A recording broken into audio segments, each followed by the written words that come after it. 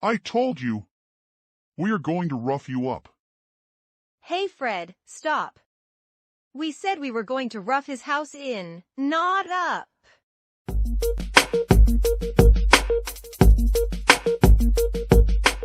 So far, we've discussed the interior systems of the house and how their basic structures have been installed. This is sometimes referred to as the rough-in. The term can describe this overall stage, or can also apply to any specific system, such as the plumbing has been roughed in. Once all the systems have been installed, tested and inspected by the city, the next stage is to install the insulation. Insulation comes in many forms, but the most common is fiberglass batting. Insulation can also be blown fiberglass or cellulose, but that's less common in our area. Generally, insulation is run between and over the ceiling joists in the attic or between the roof rafters. It is also installed between the wall studs of the exterior walls. In the basement, it also goes between the wall studs of the above-grade part of the wall. There's also a vapor barrier and insulation blanket in front of the concrete portion of the exterior wall. In addition to the steps mentioned, spray foam is used to seal the seam between the bottom of the studs, the sill plate, and the foundation.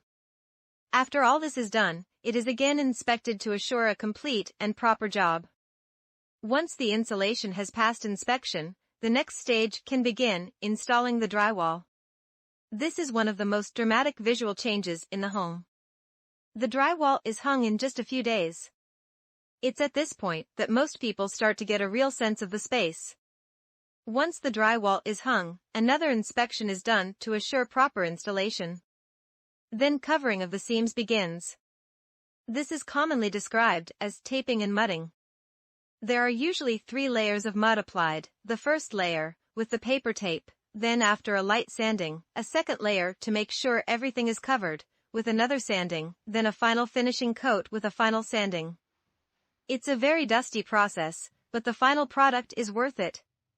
The ceilings will also have texture applied at this time. We've been talking about what's going on inside. Is there anything going on outside? Yes.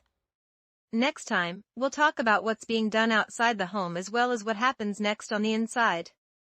Join us then. Count on me just like 1, 2, 1, 2, 3. You can count on me. You can count on me. Yeah, you can count on me.